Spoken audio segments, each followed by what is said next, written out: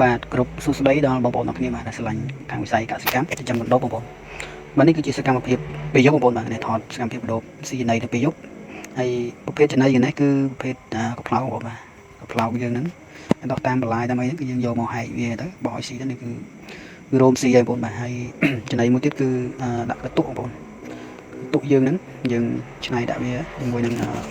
ចំណីកូនមន់អីហ្នឹងយើងលាយគ្នាទៅគឺកដោកយើងស៊ីបានតបផ្សំជាមួយនឹងប្រភេទចំណីនេះបាទគឺរោមស៊ីប្រភេទកន្ទុកបងប្អូនបាទ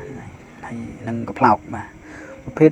កដោបនេះគឺងាយស្រួលក្នុងការចិញ្ចឹមទេបងប្អូនវាអត់មានចំណាយទៅលើចំណីអីផ្សេងច្រើនទេបាទចំណីផ្សារច្រើនទេគឺវាស៊ីប្រភេទស្មៅគ្រប់ប្រភេទវាស៊ីបានទាំងអស់ហើយនឹងប្រភេទកផ្លោកប្រភេទអីហ្នឹងគឺវាស៊ីបានបងប្អូនបាទហើយកផ្លោកបងប្អូននឹងស្រាប់ហើយគឺយើងមិនមានការចំណាយអីទេគឺយើងយកទៅតាមសាសតាមបន្លាយមកគឺបានហើយបាទហ្នឹងហើយគឺច្រើនមែនតើហើយកដោបរបស់ខ្ញុំនេះគឺមានអាយុ25ថ្ងៃ5ថ្ងៃជាងហើយបាទហើយគឺមានការដោះស្លាបអីខ្លះហើយបងប្អូនបាទហើយអាចចូលឆ្នាំឬក៏មុនចូលឆ្នាំទីទួចអីគឺបានចាប់បងប្អូន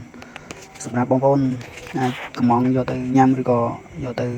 បំពងលក់អីបងប្អូនអាចធ្វើការកំងទុកបានហើយចំពោះពងពូជក៏ដូចគ្នាដែរសម្រាប់បងប្អូនដែលមានចំណាប់អារម្មណ៍ចង់ចិញ្ចឹមបងប្អូនអាចធ្វើការកំងទុកបានបាទ